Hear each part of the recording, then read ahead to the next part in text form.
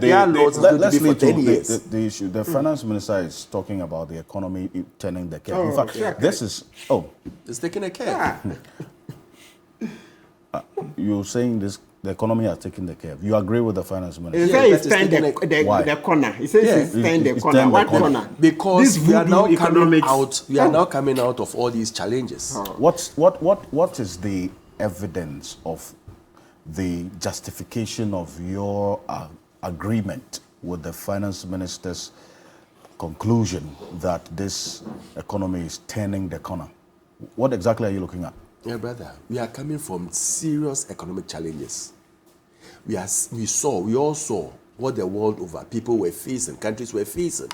As we sit now, Bank of England is saying that for the next 10 years, they are going to make a loss of about 150 million or billion. So you see, it tells you that once we are facing these challenges, and Do we you are know still why? growing and do you turning know things why? around. Do you know why the Bank of England is going to post that 150 billion pounds loss? Do you know why? They have their challenges as well. But I'm telling you, I'm giving you as an because you example. made specific reference to that. It is to sort of justify what's happening here. No, I'm giving But saying you that, countries do you know the reason that why? every country has its unique Excellent. So unique challenges. And I'm giving you an example that a country like England, with all the challenges, is also going to put for the next 10 years. We are not saying that you are posting for the next 10 years. We are saying that the economy is rebounding.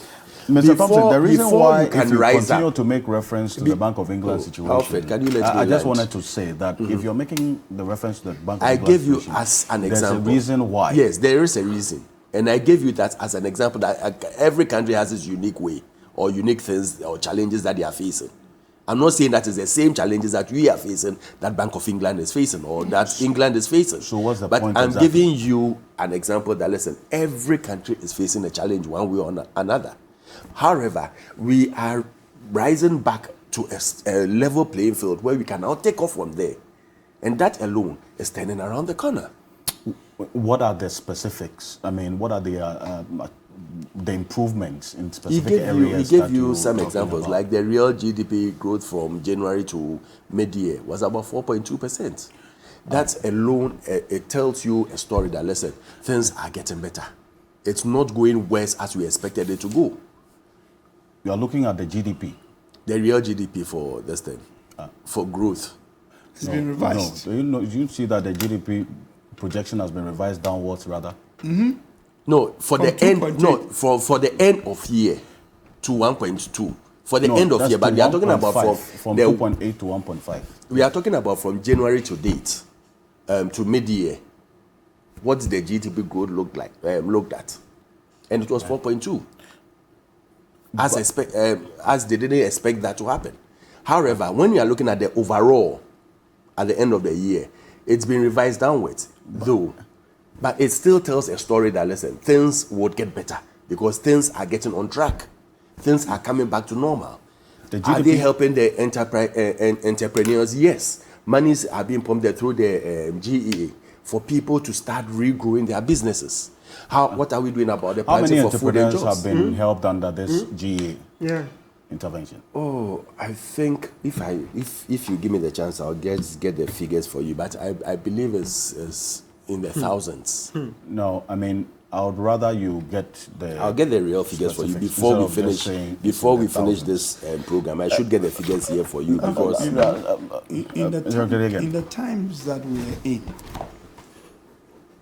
having gone onto this IMF program and trying to work our way back to the mess that we have created, the least one would have expected was the finance minister to come and tell us the reality of what is going on. And then also let us know that, look, we will work our way back from this. But to come and tell us that we have turned the corner. The You don't agree? Turn the corner? No, it's like insulting us. He's belittling the intelligence of Ghanaians. Why? It's as if we don't sit in the same economy that he is pretending to be managing. And to tell us that we have turned the corner. I mean, go to the street and ask people if they have turned a corner in their pocket. Cocoa, 4 But when cities. he tells Things you are that they getting turned the corner, cocoa for doesn't mean that everything has come back. We have not straight turned away. any No, corner. It's getting better. These are what You are an Oh, wait, economist. You know this. turning the corner Let's- is a word for averages. But we haven't turned the corner if you look at things from an average perspective. You may have one or two things that you maybe they have turned a corner for you, but generally that is not the picture. So you don't paint a picture. Look, you are doing a mid-year review. Basically, you presented a budget in 22 for 2023, and you have come to us to revise the numbers downwards, which means that the growth you said we are going to get, we are not going to get it. The inflation you said we are going to get, we are not going to get it. Even the prediction or the projection of the fuel price that you have assumed in your budget to give you oil revenue, you missed it. Therefore, you are not going to get that revenue. Therefore, you have to revise your appropriation. And you said you've turned the corner. Which corner? When your numbers have been revised downwards, that is not my understanding. Understand, a turn the corner is an English phrase. And that is not my understanding. When you say you have generally turned the corner, you are talking about at least averages. That on the average, there has been some improvement. That is not the picture we are seeing at them. And we all live in this economy. So why do you do this to us? That for me, it's insulting and belittling, as I said, the intelligence of Ghanaians. That, these days I have a feeling that the managers of the economy and now the central bank probably think we don't understand what they are doing. So they throw certain things at us with all these technical jargons and things. You come and attribute 53.1 billion of your losses to DDEP, which is not the case. I know. Okay. But you see, Ricketts will not agree with us based on his own political perspective. Dr. Tue Champong, let me bring you, and then I'll go to Professor Figures Godfred Bopping. I beg your pardon, Professor Godfred. Dr. Tue Champong, can you hear me? Yes. Great. Now, so we're looking at the number of these targets, the macroeconomic parameters actually trending downwards per the revision by the finance minister. If you look at GDP growth rate from the initial 2.8%, it's actually been reviewed downwards to 1.5% end of year. Non-oil GDP same from 3% to 1.5%. Inflation initially was projected to end the year at 18.9%. Now it's actually been revised upwards to 31.3%. And then gross reserves from a little over 3 months now has been rather revised downwards as well. But even if you look at the GDP growth rate that has been revised downwards to 1.5%, I look at the World Bank Likert report, I think which was released on the 15th of last month. They advised government to reduce the GDP growth rate downwards to 1.5%. You've seen that report, is it not? So this is more like the World Bank actually then telling us what to do. It's not the finance minister, as it were, looking at the realities of the situation and revising this GDP growth rate. I think we've got to give them a bit of credence in terms of them making the adjustment, because the way the economy is going and where things are headed, there's no way that 2.8 growth was going to be, attained, especially given that there were some delays even with this whole IMF program and things. I'll come to it substantively, but there's a small footnote point on the last topic that I think is important for us to highlight. So, when you read that the Bank of Ghana Act, right, the 5% loans and all of that, the section 36 says that in the event of an emergency, the governor, the minister, and the controller and accountant general shall meet and decide the limit of borrowing that should be made by government, and the minister shall submit a report on the issue to Parliament within 7 sitting days. The question is, did the meeting take place? Number two, What's the report submitted to Parliament that shows all of that? And then number three, the extra spending that we even saw, does that qualify as an emergency? Because I told you earlier that in the media budget, when the finance minister came, he showed or indicated to us that they were going to borrow very little from the central bank. Thank you. Things happened, and they had to now borrow twice as much as what was originally anticipated. So I think it's a fundamental point that from a governance side of things, we should interrogate whether or not this meeting did take place or not, and whether there have been breaches of the Bank of Ghana Act. And if so, the relevant sanctions must apply. But the big point I think that we all agree across the table here is that, the independence of the central bank has been compromised because of the dominance of fiscal policy. No two ways about that. So all this idea about fighting inflation, you name it, it's come to naught. And the reason is that the inflation targeting is not working, because at the same time, the fiscal indiscipline, like Prof and others are saying, is really the core issue. And if you don't have that discipline, there's no way you can fight inflation. And in this instance, it is the central bank itself that is also a cause of this inflation that we're talking about here. So it's really, really important that we understand that. On turning the corner, quickly on that, what we cannot deny is that there are some positive signs, right, of the some recovery underway. But we are not out of the woods yet, right? So in my view, we are still in the corner. We haven't fully turned as yet. If we had turned, then we wouldn't have revised a lot of the macroeconomic numbers and the indicators down like we're discussing. So let's start with some of the positives, vis-a-vis what has happened in the last couple of months and weeks. Okay, so we know that yes, the GDP has picked up on a quarterly basis. That is good and that is positive. We know that the current account balance, if you look at the numbers, we have a trade surplus, and that is good and it's positive. In fact, that goes all the way back a couple of quarters. If you look at the net international reserves, which was one of the big things that led to the CD issues last year, the reserves have moved now to 1.1 months of import cover from, as of June, from 0.6 months. In other words, 2 weeks of import cover at the end of December. That's how bad things were. But we should have been doing almost 2.73 months of import cover. So vis-a-vis where we're coming from, we're not there yet. But clearly you can see signs and indicators of things beginning to pick up or improve. The same thing with the primary balance. The primary balance is when you take your revenue and expense without including your interest payments. That on a commitment basis had a surplus of 1.1% in the half year of this year against a target of 0.04%. And likewise, public debt around 72 or so percent.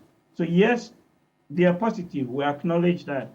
But to move beyond these early indicators to say that we have turned the corner, I have a problem with that. Because if that were the case, then we would have kept and maintained a lot of the macro projections that we made in the budget. But we revised the numbers down. Number two, if we had really turned the corner, some other indicators would have told us that things are beginning to go down. Inflation is still high; it's still 42 or so percent. The bank's policy rate target originally was 6 to 10%. So again, 4 times beyond the original target. CD, even the relative stability of the CD that we're talking about, at around 11 or so CDs now. Right. We shouldn't forget the fact that year to date, when you work out the depreciation, is around 22%, right? So again, there are issues there that we need to address. So there are improvements, no two ways about that. But there are fundamental issues that we need to address. And in my view, we have not turned the corner yet. And I get worried when such language and rhetoric is being used, because if you look at the government's own past performance in the budget that I just highlighted, where in the media they said we're making fiscal adjustments and cuts, etc. But when the numbers came, you can actually look at the numbers and you see that the claims of making cuts don't pan out, right? They're going to be making cuts. This is my last point. I'll just wrap up. But they were going to make an adjustment of, I'm just looking for the number here, of in the media budget, they were going to do 22.2% total expenditure commitments. This was last year. When the numbers came, it's ballooned up to 27%, right? So 5% extra spending. So when you look at all of these things, for me, I get a bit worried when we seem to get carried away about turning the corner when there are fundamental problems that we need to address. And Lawyer Matupel, bring in, and then Professor Godfred Bokpin will round this up for us. In fact, the reason why the Bank of England is set to incur 150 billion pounds loss is because of higher interest rates, which is set to force the bank to make that loss from the sale of bonds bought to shore up the UK's financial system over the last 14 years. An increase from £100 billion deficit projected in April. So that's the reason why. But has your personal economy turned the corner? And taking into consideration what has been happening with the impact of inflation and other related factors, interest rates as well going high. In fact, I saw a report that indicated that Ghana has overtaken Egypt with the highest interest rates among 15 top African countries. That's what's happening. Lawyer. Yeah. So it's good you've referred to that material, right? So that's quantitative easing that they were doing, right? That led to that huge figure. Yeah. Where is the equivalent in the Ghanaian context? Where is the equivalent? Because the quantitative easing, when you read it further, so as part of the COVID, all right, they had to buy a lot of assets, right, from the market, so that they say quantitative easing to bring in more liquidity. They help to lend more money to businesses, etc. Otherwise, the GEA is some small loans. How much, if you convert to dollars, how much were we giving those people? A few thousands here and there. Always can't compare with what they're doing. And if you even look at the COVID situation, what they did, they were giving citizens what? Unemployment benefits, right? They were giving in America, they were giving cash payments to citizens every 2 weeks, $600, right? And then so in a month you are looking at what? 1,200. At a point it went to 1,400 free, right? Then you look at the federal support to some of the states and all that, a lot of programs. Then the Federal Reserve itself also did some swaps with some 9 central banks. You're comparing with a government that could not feed people for Exactly. Okay. We fed our people for just 3 weeks. Even the Auditor General report showed that some of the people didn't even have receipts. We had such a colossal sum. Ours was a comedy of errors. The Auditor General's report on the COVID-19 shows it. Shows how we blew the money. Okay. But, and you know, so you can't even compare these two. You are comparing apples and oranges. Listen, it's just too much. Our personal economy, so the second part of your question, the personal economy hasn't improved. We are still in dire straits because for me, as we stay and as we sit now, the prices of food are still what they are. They are still what they are because with inflation of over 40%, you know, in December 2022, it was what? 54.1%, right? Yes, then it came down a bit this year, then went up. So prices are so high. As I said, cocoa, you go and buy cocoa, 4 cedis. And my favorite example, when I mentioned yam at 40 cedis, today you tell me that 20 cedis. After we finish, I'll follow you to go and, Let's go to buy that. I mean, come on, you can't do that. You can't do that. In Accra, here, things are expensive. People meet me all the time. They're telling the lawyer, yes, let's keep repeating that we are dying of hunger. We are dying of hunger. Look, in the mid-year budget review, do you see that when government presented the 2023 budget, so I'm looking at page 10, paragraph 44. Oh, you round up for me. Yes, on the leap. They said this year they were going to increase the numbers to what? About 3.5 million. If you read the budget, right? The leap, and the leap is livelihood empowerment against program, poverty. right? Yeah. Against poverty, Yeah. because millions of our citizens can't afford food, can't afford much. I mean, it's so much. So the budget says they are doubling, and I'm interested in the coverage. You said you are increasing to about 3.5 million. Now, in this media review, you are shifting the goalposts. You say, look, now it will go to 2024. Furthermore, the coverage of LEAP will be expanded and its targeting improved to cover the extreme poor by 2024. Yeah, shifting the goalposts. That is where the problem is. The poor of the poor. Meanwhile, you are at the top. Ofori Atta, you've made so much money through this and doing government business, the bonds. These bonds that we are now crying, you have made so much. You've made Akufo-Addo's family very rich. And the poorest poor, now take care of them this year. You say next year. Next year, how? Professor Godfrey Bobking, I'll take a couple of minutes from you on your verdict on the turning the corner of this economy as the finance minister, per his analysis, concluded on. Professor Bobking. Yeah, thank you very much. I think I associate myself with Dr. Tio's Champon's position. We've seen some signs, seen some relative stability, but I think it's premature to claim victory. It's only just halftime. So the second half is also very important. And if I also linked to a certain comment one of the panelists said about the first quarter growth, that was a surprise. So you could see that's halftime. So we are looking at it over 12 months. So you cannot say that I've won the match because the first half looks this way. And a good way to judge the posture of government is to look at now their perspective for the next 6 months. So that tells you that 8 months ago, government was a bit more optimistic about how the economy was going to perform over the next 12 months than where they are now, which is translating to the revision of the macro targets, especially with respect to inflation and GDP. Now, you could not say you have turned the corner when your economy technically is in recession.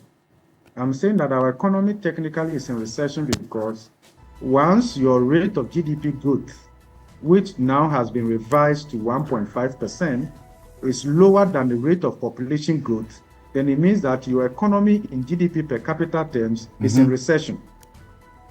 Okay, so you could not look at that and then conclude that you have turned the corner, in as much as we see some early signs. Now, I think let's also not do politics, right, about this, because what impacts the ordinary Ghanaian fundamentally hasn't changed. Yes. Okay, so the economy, we could turn the corner, maybe depending on whose corner we are talking about. But at the forefront of policy prescription is people. And when we talk about people here, we are not talking about the bedroom economy. We are talking about the ordinary person on the street. Has his corner been turned? Well, the answer will be no. Okay, so what we need to do is to work to consolidate whatever early signs we are picking so that we make it in a way that the ordinary Ghanaian can also associate with it. Let me just give you an example. Right. You know, if you pick the household expenditure survey, Prof, how you round up for me? Expenditure survey, yes. 30 seconds. The average Ghanaian spends more than 44% of their household expenditure on food. So when you find an economy where food inflation is very high, it tells you the impact on the average Ghanaian. And then you also see the variation. Right. Look, food inflation in the Northeast is 79%. Food inflation in some part of Ghana is more than 60%. It's more than 70%. This is unbearable. If you look at the population that is food insecure, it's so huge.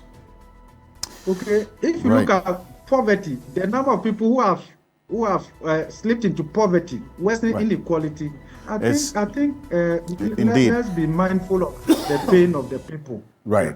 Indeed. And Professor Bobking, very good note to end on, and the testament and experiences of the ordinary people. Thank you so much. Really appreciate your time here on Key Point. Professor Godfrey Bobking is a professor of finance at the University of Ghana. Thank you. Also, Dr. Tio Champong, I thank you so much for your time. As always, is an economist and political risk analyst, Alfred Thompson, former Deputy Managing Director at National Investment Bank and also a member of the NPP, and George Kweku Hagan is Member of Parliament for Cape Coast South, a former Deputy Finance Minister, and Martin Pebu is private legal practitioner and also leader of one of 3 individual bondholder groups and the convener of the Kume Preko Reload and Demonstration. On behalf of the rest of the team here, thank you so much for staying with us. Make a date with us same time next week. I am Alfred Okansi. Have a great weekend.